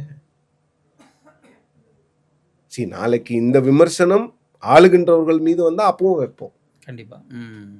பட் நீங்க இவ்வளவு பெரிய ஒரு பொலிட்டிக்கல் பார்ட்டிக்கு ஸ்ட்ராட்டஜி டீமே வேணான்னு சொல்லுவேன் நான். கரெக்ட். ஏன் உங்க எம்எல்ஏ ஜே அன்பழகனே சொல்லியிருக்காரு, எதுக்கு பிரசாந்த் கிஷோர் எல்லாம் கூப்பிட்டு வரீங்க, நம்மளை விட ஸ்ட்ராட்டஜிஸ்டா? கலைஞருக்கு ஒரே ஸ்ட்ராட்டஜிஸ்ட் தாங்க ஆற்காடு வீராசாமி மட்டும்தான். அம்மையார் ஜெயலலிதாவுக்கு அவங்களுக்கு வந்து ஒரே ஸ்ட்ராட்டஜிஸ்ட் தான் சசிகலா மட்டும்தான், வேற ஸ்ட்ராட்டஜிஸ்டே கிடையாது. ஆக்சுவலி இங்க அதுக்கு அவசியமே இல்லாம தான் சார் இருந்தது. இவங்க தான் தேவையில்லாம அதை புதுசு புதுசா கொண்டு வந்து நாங்க இப்படி பண்றோம். என்னன்னுங்க, இந்த ஊரை திமுக கிட்ட 4 ஸ்ட்ராட்டஜி டீமுங்க. என்ன பண்ணாங்க 4 ஸ்ட்ராட்டஜி டீம்? எனக்கு இன்னமும் புரியல. அவங்க என்ன பண்ணுவாங்க? ஸ்ட்ராட்டஜி டீம் ஏதாவது அட்வைஸ் கொடுக்கலாம். எனக்கு தெரிஞ்சு ஸ்ட்ராட்டஜி டீம் பண்ண 2 நல்ல விஷயங்க. எக்ஸலண்ட் ஃபோட்டோஸ், ட்ரோன் ஷாட் சூப்பராக எடுப்பாங்க ஸ்ட்ராட்டஜி டீம்ஸ். இன்னொன்று, பத்திரிகையாளர் பார்வையில் சொல்லும் பொழுது இங்கிலீஷில் ஸ்டேட்மெண்ட் வரும், ஈஸியாக இருக்கும் எழுதுறதுக்கு. இந்த 2 தான் ஸ்ட்ராட்டஜி டீம்ஸில் வந்து எனக்கு தெரிஞ்சு பெனிஃபிட்ஸ் இருந்தது. இந்த 2 மட்டும்தான். இப்போ அண்ணாமலை எப்படி அசஸ் பண்ணுறீங்க சார்? ஏன்னா அவருடைய பார்ட்டிலே பார்த்தோம்னா, ஐ மீன் அவர் பிஜேபி இருந்தப்பவே பார்த்தோம்னா மோர் யங்ஸ்டர்ஸ் அவர் நோக்கி வர ஆரம்பிச்சாங்க. இப்போ அவர் புதுசாக ஒரு பார்ட்டி அப்படின்னு போகும் பொழுது அவரை நீங்கள் எப்படி அசஸ் பண்ணுறீங்க? ஒரு ரைட் டைமில் இந்த டிசிஷன் எடுத்திருக்காங்கன்னு நான் சொல்லுவேன். ஏன்னா அண்ணாமலை வந்து நீங்கள் கடந்த ஒரு 2-3 வருஷமாகவே அவரோட பேச்சுகள்லாம் நீங்கள் ஃபாலோ பண்ணிங்கன்னா, அவர் வந்து பிஜேபியே டிராவிடியனைஸ் பண்ணணும்னு ட்ரை பண்ணார் ஒரு கட்டத்தில். திராவிடம் ப்ளஸ்ன்னு பாரு, திராவிடம் ப்ளஸ். ஃபர்ஸ்ட் என்னன்னா டிராவிடியன் மோல்டில் நான் செட் ஆக மாட்டேன்னு சொன்னார். அதுக்கப்புறம் புரிஞ்சுக்கிட்டு இங்கே டிராவிடியன் மோல்டு மட்டும்தான் செட் ஆகும். ஏன்னா நீங்கள் விஜய் அவர்களே எடுத்துக்கிட்டிங்கன்னா நிறைய பேர் இப்போ என்னென்னமோ பேசிகிட்டு இருக்காங்க. அவரே டிராவிடியன் பார்ட்டி தாங்க, அதெல்லாம் மாற்று கருத்தே கிடையாது. அவரை பெரியார் ஏற்றுக்கிறாரு, அவர் டிராவிடியன் பார்ட்டி தான் விஜய். ஸோ இப்போ அதனால தான் அண்ணாமலைக்கு வந்து புரியுது நேஷ்னல் பார்ட்டிஸ்க்கு இங்கே ரிலவன்ஸே கிடையாது. இன்னொன்று, அந்த ஸ்பேஸ் எல்லாம் ஷ்ரிங்க் ஆகிடுச்சு. இங்கே வந்து 2 பார்ட்டி இல்லை மேக்சிமம் 3 பார்ட்டி. இப்போ இளைஞர்களுக்கு தேவை தமிழ்நாட்டை பற்றி பேசணும், தமிழ்நாட்டு இளைஞர்களுக்கு என்ன வேணும் அதை பற்றி பேசுவோங்கிறத அவர் புரிஞ்சுக்கிறாரு. இன்னொன்று, he wants to be free. ஒரு கட்சியை நாமெல்லாம் நடத்துவோம். ஸோ அது இப்போ அவர் சொல்லியிருக்கிற அந்த ரோட் மேப் இருக்குல்ல, அது வந்து உண்மையிலே வந்து ஒரு ப்ராக்டிக்கல் ரோட் மேப்பாக நான் பார்க்குறேன். ஏன்னா நம்ம விஜய் அவர்களுக்கு சொல்லிட்டு இருந்ததும் அதுதான், நீங்கள் எடுத்த உடனே ஆட்சிக்கு வரக்கூடாது, கொஞ்சம் கொஞ்சமாக வந்தீங்கன்னா உங்களுக்கு அட்மினிஸ்ட்ரேஷன் ஈஸியாக புரியும் அப்படிங்கிறது தான். பட் மக்கள் ஓட்டு போட்டாங்க, அதனால இப்போ அவங்க வந்து ஆட்சியில் இருக்கிறாங்க, அது வேறு விஷயம். பட் அண்ணாமலை சொன்ன அந்த ரோட் மேப் இருக்குல்ல, இப்போ ஒரு மூவ்மெண்ட்டாக ஆரம்பிக்கிறோம். அந்த மூவ்மெண்ட்ல இருந்து யார் யாருக்கெல்லாம் லோக்கல் பாடி போல்ஸில் கண்டெஸ்ட் பண்ணமோ அவங்களுக்கெல்லாம் நாங்கள் ட்ரைனிங் கொடுப்போம். ட்ரைனிங் கொடுத்து அவங்கள கண்டெஸ்ட் பண்ண வைப்போம் அப்படின்றது. இன்னொன்று, சட்டமன்ற தேர்தல் வரும்பொழுது அப்போது யார் யாருக்கு சீட்டு வேணுமோ அவங்களுக்கு ட்ரைனிங் கொடுத்து நாங்கள் எலெக்ஷனில் நிற்க வைப்போம்னது வந்து உண்மையிலே ஒரு வரவேற்க தகுந்த ஒரு விஷயம். ஏன்னா ஓட்டு போடுறவங்கள சென்சிட்டைஸ் பண்ணுறதை பற்றி மட்டும்தான் நம்ம பேசிகிட்டு இருக்கோம் இது வரைக்கும். ஆனால் இந்த ஓட்டு போய் கேட்குறாங்கல்ல, இப்போ நானே கேண்டிடேட்டோ இல்லை நீங்களே கேண்டிடேட்டோன்னா நமக்கு முதல்ல புரிதல் இருக்கணும். இந்த ஜாபில் என்ன நம்மளால் பண்ண முடியும். ஒரு எம்எல்ஏவா நான் என்ன பண்ண முடியும். ஒரு எம்எல்ஏவா சாக்கடை என்னுடைய கண்ட்ரோலில் வராது. அது முதல்ல நான் தெரிஞ்சுக்கணும். கரெக்டா? கரெக்ட். ஒரு கவுன்சிலராக சாக்கடை ப்ளஸ் எங்கள் ஸ்ட்ரீட் லைட்டு என்கிட்ட வரும். இந்த அடிப்படை புரிதல் இருக்கணும். இது வந்து ட்ரெயின் பண்ணுறதுக்கு இங்கே வந்து ஆளே கிடையாது. நிறைய ப்ரைவேட் ஆர்கனைசேஷன்ஸ் வந்து லீடர்ஷிப் சப்மிட்டு அது இதுன்னு வைக்கிறாங்க. அதெல்லாம் உண்மையிலே அது நிறைய பண்ணணும். இந்த மாதிரி அண்ணாமலை போன்ற ஆட்கள் வந்து இந்த மாதிரி ஒரு ரோட் மேப் இதை அவர் ஃபாலோ பண்ணாருன்னா ரொம்ப நல்லா இருக்கும் ஆக்சுவலாக. அது வந்து ஏன்னா நீங்கள் ட்ரெயின் பண்ண மக்களுக்கு சேவை செய்யணுன்ற அந்த புரிதல் வந்து முதல்ல வரணும். இது எம்எல்ஏக்குன்னா இதுதான் ரெஸ்பான்சிபிலிட்டிஸ், எம்பிக்குன்னா இது ரெஸ்பான்சிபிலிட்டிஸ், ஒரு கவுன்சிலருக்கு இது ரெஸ்பான்சிபிலிட்டிஸ் அப்படின்னும் போது அப்போ நான் வந்து அதிகமான ப்ராமிசஸை கொடுக்க மாட்டேன். ஸோ இப்போ நம்ம வந்து புரிதல் இருக்கணும் நம்ம என்ன கொடுக்குறோம் அப்படிங்கிறது. இன்னொன்று, இந்த சேஞ்ச் அடிப்படை அரசியல் மாற்றம் அப்படிங்கிறது வந்து இன்றைக்கி அவர் பேசுனது வந்து கொஞ்சம் வித்தியாசமாக பேசுகிறாரு. இந்த தமிழ்நாட்டில் இதெல்லாம் பண்ணணும், பெஸ்ட்டு ஸ்டேட்டாக மாற்றணும், ஏற்கனவே பெஸ்ட்டு ஸ்டேட்டாக தான் இருக்குது, இன்னும் கொஞ்சம் நல்லா கொண்டு வரணும், டெக்னோக்ராட்ஸ் உலகத்தில் இருக்கிறவங்க எல்லாரும் வாங்க, எல்லாரும் சேர்ந்து நாம் வந்து ஒரு புதிய தமிழகம் அமைப்போம் அப்படிங்கிற லாங்குவேஜில் அவர் பேசுகிறாரு. இன்னொன்று, இதை பொறுமையாக தான் பண்ண முடியும், ஒரே நாளில் பண்ண முடியாது அப்படின்னும் போது அவர் வந்து வெயிட்டிங் பீரியட் வச்சுருக்காருன்னு நினைக்கிறேன். விஜய் மீது ஒரு டிசல்யூஷன்மெண்ட் கண்டிப்பாக வரும். ஏன்னா அவர் என்னதான் நல்லாவே ஆட்சி பண்ணாலும் இப்போ இருக்கிற இளைஞர்களுக்கு வந்து அந்த என்ன சொல்கிறது, அந்த ஒரு டக்குன்னு ஒரு அந்த அந்த அந்த ஃபெட்டிக் வந்து ஈஸியாக வந்துடுது. ஒரு விஷயத்து மீது ஒரு மாறிக்கிட்டே இருக்கணும்னு நினைக்கிறாங்க அவங்க. இன்னைக்கு இப்போ ஒரு சிம்பிள் எக்ஸாம்பிள் நீங்கள் எடுத்துக்கிட்டிங்கன்னா, ஒரு ஃபோன் 6 மாதத்துக்கு மேலே நிறைய பேர் இப்போ யூஸ் பண்ண மாட்டேன்றாங்க. என்னென்னா, the trend is changing bro, we have to update ourselves அப்படின்றாங்க. ஸோ அப்படிப்பட்ட ஒரு ஃபாஸ்ட் க்ரோயிங் வேர்ல்டில் உங்களுக்கு இல்யூஷ்மெண்ட் அப்படிங்கிறது வந்து ரொம்ப ஈஸியாக வந்துடும். ஸோ அதை நம்ம கல்டிவேட் பண்ணலாமா, அப்படி ஒரு விஷயம் வந்தால் விஜய் வர்சஸ் அண்ணாமலை அப்படிங்கிற ஒரு போட்டியை கொண்டு வரலாமாங்கிறது தான். பட் அதுதான் ஐடியா. பட் அது எப்படி இம்ப்ளிமெண்ட் பண்ண போகிறாங்க அப்படிங்கிறது தான். Okay okay. அது வந்து ஐ திங்க் ஐடியா எல்லாம் கரெக்டாக, ஒரு சில சமயம் பேப்பரில் எல்லாம் கரெக்டாக இருக்கும், அதை நீங்கள் இம்ப்ளிமெண்ட் பண்ணும்போது ஒரு சில சமயம் அது வந்து ரொம்ப தவறாக போய் முடிச்சிடும். பட் இவங்க எப்படி இம்ப்ளிமெண்ட் பண்ண போகிறாங்கன்னு பார்க்கணும். இன்னொன்று, அண்ணாமலை இஸ் ப்ரூவன் பாலிட்டிஷியன். பிஜேபிக்குன்னு ஒரு இவ்வளோ ஓட் பேங்க் இருக்குது, என்னால் வந்து பிஜேபியை வேற ஒரு இடத்துல கொண்டு போய் வைக்க முடியுங்கிற விஷயத்த ப்ரூவ் பண்ணார். இன்னொன்று, ஏடிஎம்கே அலையன்ஸ் வந்தால் நான் பதவியில் இருக்க மாட்டேன்னு சொன்னார், அதையும் செஞ்சார். ஸோ அந்த மாதிரி ஒரு சில ப்ளஸஸ் இருக்குது. இன்னொன்று, கோயம்புத்தூரில் லோக்சபாவில் கண்டெஸ்ட் பண்ணும்போது ஒரு மிடில் கிளாஸ் பீப்புள், யங்ஸ்டர்ஸ் எல்லாருமே வந்து இன்றைக்கி விஜய் அவர்களுக்கு எப்படி வந்து ஓட்டு போட்டாங்களோ அன்றைக்கி அவருக்கு ஓட்டு போட்டாங்க. அவரால் ஜெயிக்க முடியல, அது வேறு விஷயம். ஸோ அதெல்லாம் ஒரு ப்ளஸ்ஸாக இருக்குது. அவருடைய அட்மினிஸ்ட்ரேட்டிவ் எக்ஸ்பீரியன்ஸ், ஐபிஎஸ்ஸாக இருந்தது. இன்னொன்று, நீங்கள் சொன்ன மாதிரி அந்த ஷார்ப் ரியாக்ஷன்ஸ். அவர் இப்போது நாளைக்கு ஏதாவது ஒரு தப்பு தாவேக்காவில் நடக்குதுன்னா, இப்போது திமுக அதிமுக எல்லாரும் பேசுகிறாங்கன்னா அதில் அண்ணாமலையினுடைய ஸ்டேட்மெண்ட் வந்து கவனமாக பார்க்கப்படும். ஏன்னா ரொம்ப வெல் ரிசர்ச்டாக இருக்கும் அந்த ஸ்டேட்மெண்ட்ஸ். அந்த ஸ்டேட்மெண்ட்ஸில் வந்து ஒரு சம்டைம்ஸ் தவறு இருக்கும், ஆனால் அந்த ஸ்டேட்மெண்ட் வந்து ரொம்ப வெல் ரிசர்ச்டாகவும் இருக்கும். இன்னொன்று வந்து ரொம்ப அதில் இருக்கக்கூடிய உண்மையை வெளியில் கொண்டு வருவாங்க. ஸோ அந்த மாதிரி நீங்கள் சொன்ன மாதிரி அவர் ஒரு தனியாக வார் ரூம் வச்சுருக்காங்க, அவங்க ஒரு சோஷியல் மீடியா ரிசர்ச் டீம் வச்சுருக்குறாங்க. இன்னொன்று, அவராக தனியாக யோசித்து பேசக்கூடியவர்.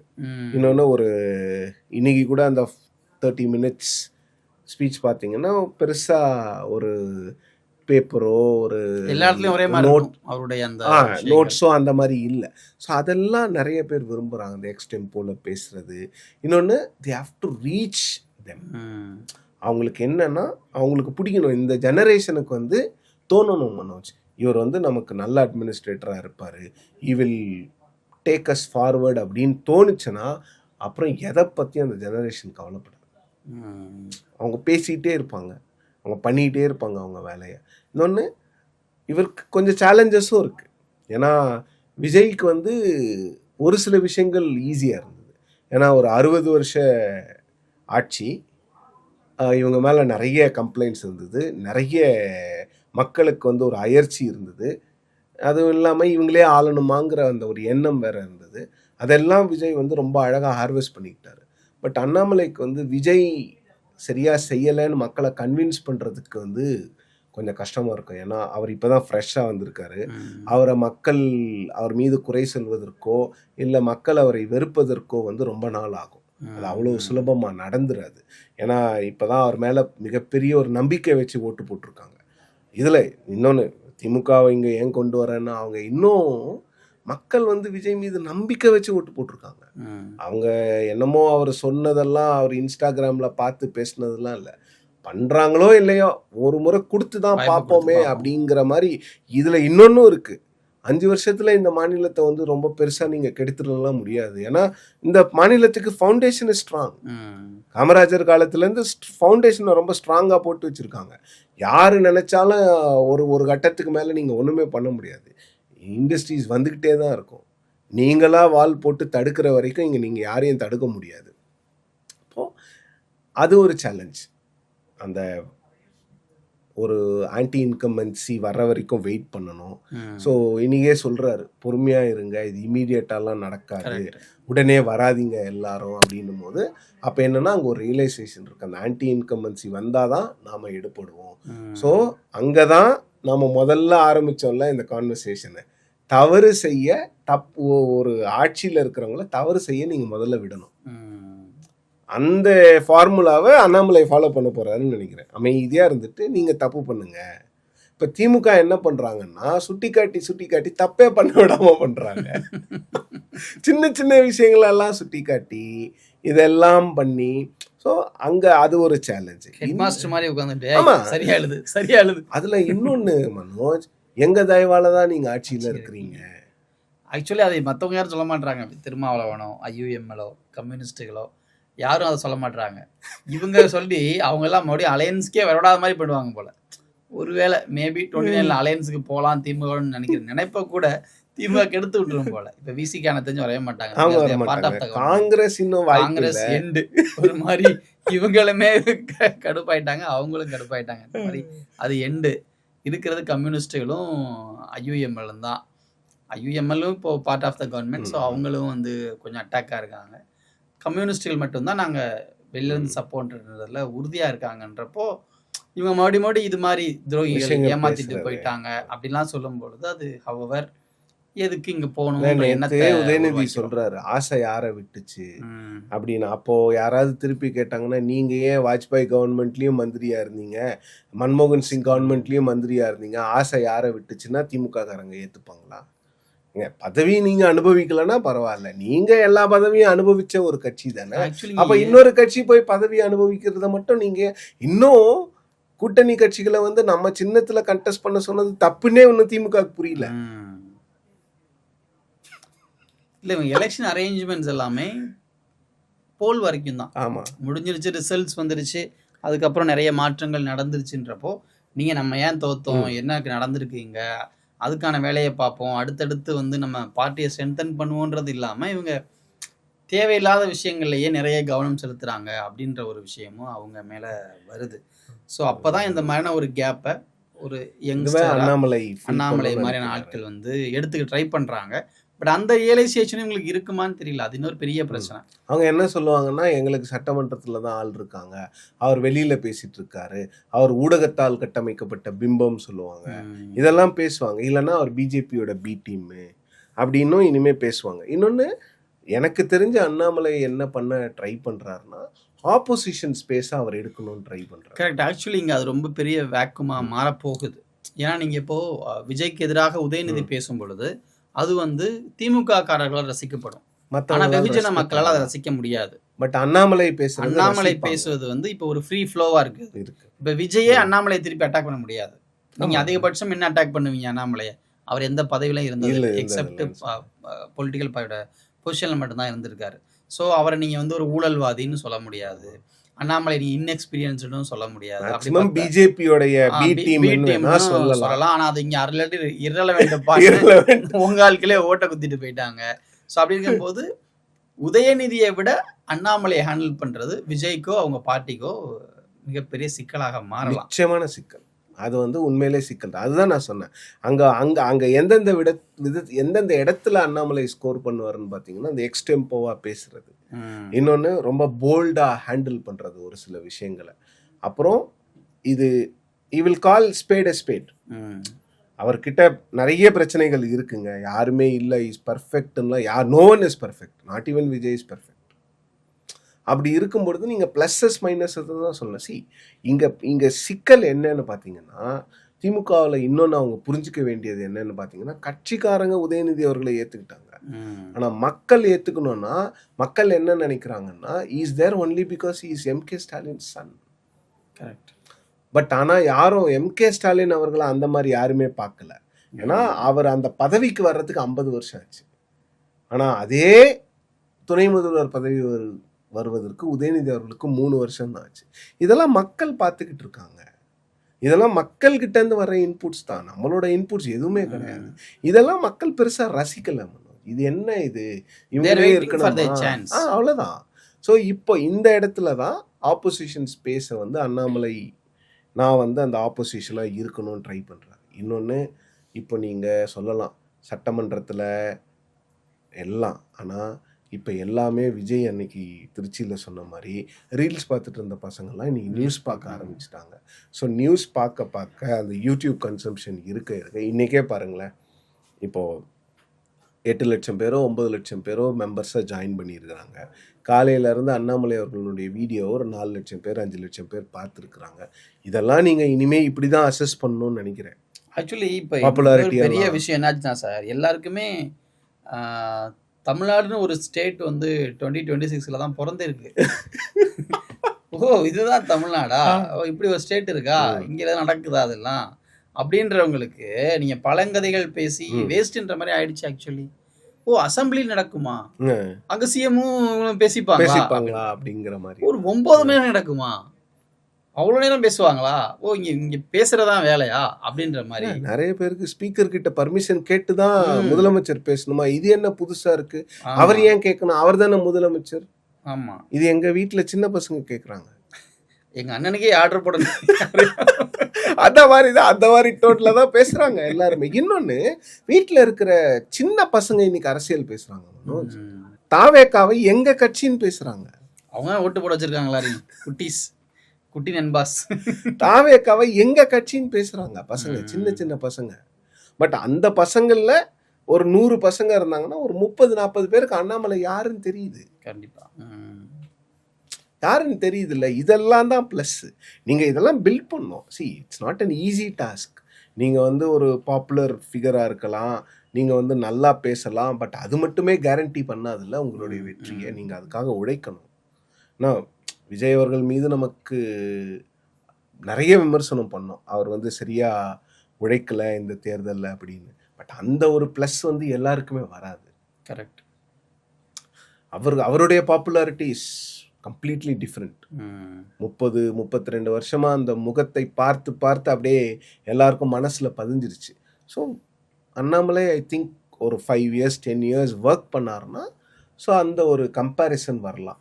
இப்போ வந்து பாலிடிக்ஸ் வந்து இனிமே வந்து விஜய் வெர்சஸ் உதய் வெர்சஸ் அண்ணாமலைன்னு போகும்போது அப்போ என்ன ஆகும் அப்படிங்கிறதா. இப்போ இனிமே இப்படி தான் இருக்க போகுது. இங்கே தான் அதிமுக என்ன ஆக போகுது அப்படிங்கிற அந்த கேள்வி. ஏன்னா அவங்கக்கிட்ட யங் லீடர்ஸே கிடையாது. இன்றைக்கி வந்து டெமோகிராஃபி மாறிட்டே இருக்க உங்களுக்கு வந்து யங் பீப்புளை அட்ராக்ட் பண்ணுற மாதிரி உங்ககிட்ட எதுவுமே இல்லை. அந்த பார்ட்டிலே அப்படிப்பட்ட வாய்ஸஸும் அவுட் ஆகிருக்கு. ஒருத்தர் தற்கொலை செஞ்சு வந்தார். ஸோ அந்த கட்சியுமே இப்போ அதை பற்றின விஷயங்களை பேச ஆரம்பிக்கிறாங்க. அதை கொஞ்சம் நம்ம ஆரம்பிக்கிறாங்க. ஓப்பனாகவும் பார்க்க முடியுது. பட் ஸ்டில் அவங்க இன்னும் ஒரு லாங் வே போகணுன்றது அவங்க கட்சிக்கான தேவை இருக்குது. அது அதிமுக என்ன பண்ண போகுதுன்றது, ஏன்னா அவங்க கட்சியிலே ஏகப்பட்ட பிரச்சனை இருக்குது. அதை தாண்டி இவங்க இந்த மாதிரி ஒரு புது பிரச்சனை வேற வந்து சேர்ந்துருக்கு அவங்களுக்கு. இன்னொன்று மனோஜ், இந்த ஒரே இஷ்யூவை நீங்கள் எலெக்ஷன் ஆஃப்டர் எலெக்ஷன் பேசிகிட்டே இருந்தீங்கன்னு வச்சுக்கோங்களேன், மக்களுக்கு பயங்கர வெறுப்பு வந்துருங்கிறது இந்த எலெக்ஷன் ஒரு எக்ஸாம்பிள். கரெக்ட். நீங்கள் 2019, 2021, 2024 ஆன்டி பிஜேபி ஸ்டாண்டே போதும் நம்ம ஜெயிக்கிறதுக்கு அப்படின்னு நினச்சி நீங்கள் சொன்ன மாதிரி தமிழ்நாடு வெர்சஸ் டெல்லியாக மாற்றி கூட உங்களுக்கு எந்த பிரயோஜனமும் இல்லையே. அப்போ இப்போ என்ன நினைக்க தோணுதுன்னா, அப்போ ஆன்டி பிஜேபி சென்டிமெண்ட் இல்லையோ தமிழ்நாட்டில். ஏன்னா ஸ்டாலின் அவர்கள் பேசினது எல்லாமே அதுதானே. ஆமாம். ஒரு கட்டத்தில் இவங்க ஒரு வேளை விஜயை வந்து இவங்க வந்து அட்டாக் பண்ணியிருந்தாங்கன்னா இன்னும் கொஞ்சம் சீட்டு குறைஞ்சிருக்கலாம், ஏறி இருக்கலாம். இவங்க ரெகக்னைஸே பண்ண மறுத்துட்டாங்க. அப்படி ஒரு பிளேயர் இருக்கிறதையே மறுத்துட்டாங்கல்ல. அப்போ என்ன ஆச்சு? விஜய் சொன்னது எல்லாமே உண்மையாயிடுச்சு. அதுதான் இங்கே பிரச்சனை. ஆக்சுவலி அதெல்லாம் ஈஸியாக போய் சேர்ந்துருச்சு வேறு எல்லா இடத்துலையும். அதுக்கு பதில் சொன்ன மாதிரி எந்த விஷயங்களுமே போய் சேரலை, இல்லை அப்படிப்பட்ட விஷயங்களே இல்லை. அப்படிங்கிறப்போ உங்களுக்கு அதை பார்க்குற யங்ஸ்டர்ஸ் என்ன நினைப்பான்? இவங்க ஒரு பக்கம் விஜய் ஒன்றுமே இல்லைன்னு சொல்லிட்டு இருந்தாங்க திமுகவில், அதிமுகவில் பாஜகவில் மாறி மாறி அவரை கூப்பிட்டுக்கிட்டே இருந்தாங்க, எங்கள் கூட வந்துருங்க, எங்கள் கூட வந்துருங்க, எங்கள் கூட வந்துருங்கன்னு. அப்போ அவருக்கு ஆப்போசிஷனே இல்லாமல் போயிடுச்சு. கரெக்ட். அவர் சொல்கிறது எல்லாமே மக்கள்கிட்ட கரெக்டாக போய் சேர்ந்துருச்சு. அவர் சொல்லணும்னு நினச்சதான் மக்கள் கேட்டுட்டாங்க. இவங்க சொன்னதை கேட்குறதுக்கு ஆளே இல்லை. முதல்ல அந்த அக்செப்டன்ஸ் வேணும். இப்போது அண்ணாமலை சொல்கிறார்ல, நேஷ்னல் பார்ட்டிஸ் வந்து ஆஸ்பிரேஷன்ஸை, தமிழ் பீப்புளோட ஆஸ்பிரேஷன்ஸை புரிஞ்சிக்கவே இல்லைன்னு. அது எப்போவோ கூட தெரிஞ்சிருக்கலாம், ஆனால் அதை சொல்ல ஒரு தைரியம் வேணும்ல. கரெக்ட். ஏன்னா நமக்கு தெரியும் பாஜக எப்படிப்பட்ட ஒரு கட்சின்னு நமக்கு எல்லாருக்கும் தெரியும். இப்போ கூட அந்த ஒரு சாயல் இருக்க தான் இருக்கும். அந்த ஒரு கிரிட்டிசிசம் அண்ணாமலை மீது வைக்கப்பட்டு கொண்டே இருக்கும். நீங்கள் பிஜேபியில் இருந்தவர் தானே, நீங்கள் பிஜேபியோட பீட். பட் அதெல்லாம் கொஞ்சம் கடந்து வரலாம்னு நினைக்கிறேன். அதெல்லாம் நீங்கள் அதுக்கேற்ற முயற்சிகள் எடுக்கணும். இன்னொன்று, ஓபிசி கன்சாலிடேஷன் அப்படிங்கிற விஷயமும் நடக்கலாம். ஸோ அதெல்லாம் ஸ்லோவாக தான் இருக்கும். அதனால தான் ஐ திங்க் அந்த ஒரு ப்ராசஸே வந்து ஒரு 5 to 10 year ப்ராசஸாக தான் நான் அதை பார்க்குறேன். ஓகே. அதை வந்து இமீடியட்டாக எடுத்த உடனே ஒரு அரசியல் கட்சி ஆரம்பித்து தடாலடியாக நாளைக்கு பை எலெக்ஷனில் போய் கண்டெஸ்ட் பண்ணி உடனே அடுத்த எலெக்ஷனில் ஆட்சிக்கு வர்றது, அந்த மாதிரி ஒரு ரஷ் இருக்கிற மாதிரி தெரில. ஏன்னா அது நடைமுறை சாத்தியத்துக்கும் அது சரியாக வராது. ஏன்னா நான் சொன்ன மாதிரி ஃப்ரெஷ்ஷாக ஒருத்தர் வந்திருக்காரு. அவருக்கு மக்கள் வந்து அவ்வளோ ஈஸியாலாம் அவரை வெறுத்துற மாட்டாங்க. இன்னொன்று, ஃப்ரெஷ்ஷாக வந்தது மட்டுமெல்லாம் அவங்க வேணும்னு ஓட்டு போட்டிருக்காங்க. ரொம்ப ஆசைப்பட்டு விருப்பப்பட்டு போட்டிருக்காங்க ஓட்டு. ஏன்னா நிறைய பேர்கிட்ட நீங்கள் போய் பேசும்போது நாங்கள் போட்டோம், தாவேக்காவுக்கு தான் நாங்கள் போட்டோம்னு ரொம்ப விருப்பமாக நம்பிக்கையோட போட்டிருக்காங்க. அந்த நம்பிக்கையெல்லாம் அவ்வளோ சீக்கிரம் கரைஞ்சி போயிடும்னு நான் நினைக்கல. அப்படியே ஒரு வேளை விஜய் அவர்களுடைய ஆட்சி அவங்களுடைய எதிர்பார்ப்புகளை எல்லாம் பூர்த்தி பண்ணலைன்னாலும் பரவாயில்ல, ஏதோ பண்ணாங்க, புதுசு தானே, மக்கள் எக்ஸ்கியூஸ் அவங்களா கண்டுபிடிப்பாங்க. புதுசு, அவங்க 50 வருஷம் இருந்தாங்க 2 பேரும், இவங்க புதுசு தானே, புதுசில் இவ்வளோ பண்ணாங்கன்னு இன்னொரு வாய்ப்பும் கொடுக்கலாம். ஸோ நீங்கள் 2 முறை, ஒரு முறைக்கு மேலே வாய்ப்பு கொடுத்த பிறகு உங்கள் மேலே நம்பிக்கை வரலன்னா அப்போ மாறுவாங்க. மேபி அது வரைக்கும் வெயிட் பண்ணணும். அந்த வெயிட்டிங் பீரியட் தான் இந்த மூவ்மெண்ட்டு, முதல்ல லோக்கல் பாடிஸ்குள்ளே போகிறது, அதன் பிறகு வந்து ஃபார்மலாக அரசியலுக்கு வந்து அசம்பிளி எலெக்ஷனை கண்டெஸ்ட் பண்ணுறது அப்படிங்கிறது. ஸோ இது ஒரு பிளான் நல்லா இருக்குது. பட் இது எப்படி எக்ஸிக்யூட் பண்ண போகிறாங்க அப்படின்னு இட்ஸ் அ லாங் வே, நீண்ட நெடிய பயணம். இங்கிலீஷில் சொல்கிற மாதிரி லாங் ஹால். எப்படி என்ன ட்விஸ்ட் அண்ட் டர்ன்ஸ் வரும்லாம் சொல்ல முடியாது. But it's a troubling time for both DMK and ADMK. அவங்க அதை புரிஞ்சுக்கணும்னு நினைக்கிறேன். அவங்களுக்கான அந்த ஒரு வார்னிங் சிம்பிள் வந்து இருக்குது. இன்னமும் வந்து அவங்கக்கிட்ட 50% ஓட் ஷேர் இருக்குது மனோஜ். நான் அதை டிஸ்கவுண்ட்டே பண்ண மாட்டேன். அதனால தான் சொல்கிறேன், இது வார்னிங் சைன் தான். அவங்க ஓரளவுக்கு ஒரு சில விஷயங்களை சரி பண்ணிவிட்டு அவங்க ஓரளவுக்கு பவுன்ஸ் பேக் ஆகணும்னா ஆகலாம். ஆனால் இன்னமும் அதே அந்த ரியலைசேஷன் இல்லாமல் எங்களால் தோத்தோங்கிறத விட உங்களால் தான் நாங்கள் தோத்தோம்னு அடுத்தவங்கள ப்ளேம் பண்ணிகிட்டு இருக்கும்போது அது ஒன்றுமே பண்ண முடியாது. ஏன்னா இது என்ன ஆயிடுச்சுன்னா, அப்போ இந்த கட்சியில் வந்து நான் ஏற்கனவே சொன்ன மாதிரி இங்கே நம்ம உதயநிதி ஸ்டாலினை மட்டும்தான் பேசுகிறோம். ஆனால் ஒவ்வொரு மாவட்டத்திற்கும் ஒரு உதயநிதி ஸ்டாலின் இருக்காங்க. இன்னும் நீங்கள் உள்ளே போய் பேசுனீங்கன்னா ஒவ்வொரு தொகுதிக்கும் கூட இருக்கிறாங்க. ஸோ அவங்க மட்டுமே தான் வருவாங்க. ஐ பெரியசாமின்னா அவர் வருவார், அவரோட பையன் வருவார். எம்ஆர்கேன்னா அவரோட பையன் வரணும் ஆசைப்படுறாரு. வேலு அவரோட பையனை கொண்டு வரணும்னு நினைக்கிறாரு. அப்போ எல்லாருமே அவங்கள மகள்களையே கொண்டு வந்துட்டு இருந்தீங்கன்னா அப்போது அந்த கட்சியில் போஸ்டர் ஓட்டினவங்களுக்கு எப்போ வாய்ப்பு கிடைக்கும்? நீங்கள் கேட்கலாம், தாவேக்காவில் கிடச்சிருக்கு. ஆமாம், கிடச்சி தான் இருக்குது. போஸ்டர் ஓட்டினவங்க எல்லாருக்கும் தான் கொடுத்துருக்குறாங்க. அந்த கட்சியில் கிடைக்க தானே கிடைச்சிருக்கு. இன்னொன்று 67 எப்படி காங்கிரஸ் மீது நீங்கள் என்னென்ன விமர்சனங்களை வைச்சிங்களோ அதே விமர்சனத்தை தான் விஜய் உங்கள் மேலே வச்சிருக்கிறாரு. அன்னைக்கு எப்படி இப்போ நிறைய பேர் சொல்கிறாங்க, நிறைய தாவேக்காவினுடைய கேண்டிடேட்ஸ் crorepathies அப்படின்னு. ஒரு கொடிக்கு சொத்து இருக்குங்க, நான் இல்லைன்னுலாம் சொல்லலை. தப்பு அதில் தப்பு ஒன்றும் இல்லையே, தான் தப்பு இல்லை. இன்னைக்கு 1 கோடி வச்சிருந்தா அவங்க மிடில் கிளாஸ் தாங்க. ஒரு வீடே நீங்க வாங்கினா 50 லட்சம் 1 லட்சம் வந்துருது சார். எங்க மனோஜ் கிடைக்குது 60 லட்சத்துக்கு? கிடைச்சா சொன்னீங்கன்னா ஒன்று வாங்கி போடலாம். ஒரு புறநகர்ல இருந்தீங்கன்னா உங்களுக்கு 60 லட்சத்துக்கு அந்த புரிதலே இல்லை. அதெல்லாம் கொண்டு வராங்க சாமானியர்கள்னா. ஆமாங்க, இன்னைக்கு வந்து சாமானியர்கள்னா என்ன, சாதாரண வேலை பார்க்குறவங்கலாம் சாமானியர்கள் தான். அவங்க வந்து அரசியல்னா என்னன்னே தெரியாது.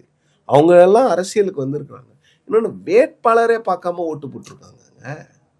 வேட்பாளர் யாரு, அவங்க முகம் தெரியாது, ஒன்று தெரியாது, ஆனால் ஓட்டு போட்டிருக்காங்கல்ல. அப்போது என்னன்னா 2 விதமாக பார்க்கலாம். ஒன்று, விஜய் அவர்களுக்கான ஓட்டு, அதை அப்படியே நீங்கள் திருப்பி போட்டிங்கன்னா உங்களுக்கு எதிரான ஓட்டு. உங்களுடைய கேண்டிடேட்ஸ் எல்லாம் பரிச்சயமானவங்க. எனக்கு பரிச்சயமான முகம்லாம் வேணாம், எனக்கு ஒரு புது முகம் வேணும், அந்த முகத்தை நான் பார்க்கலனாலும் பரவாயில்லன்னு ஓட்டு போட்டிருக்காங்கல்ல. அதை நீங்கள் முதல்ல புரிஞ்சுக்கணும்ல. அதை புரிஞ்சுக்கிறத விட்டுட்டு இவங்க சோஃபா மாடல் அரசு, அவர் பொய்க்கால் குதிரை அரசு, இதை யாரும் ரசிக்கலை. பார்ப்போம் சார், நிறைய விஷயங்கள் பேசியிருக்கோம். அடுத்தடுத்தும் ஏதாவது பாட்காஸ்ட்டில் நம்ம சந்திக்கலாம். தேங்க்யூ மனோஜ்.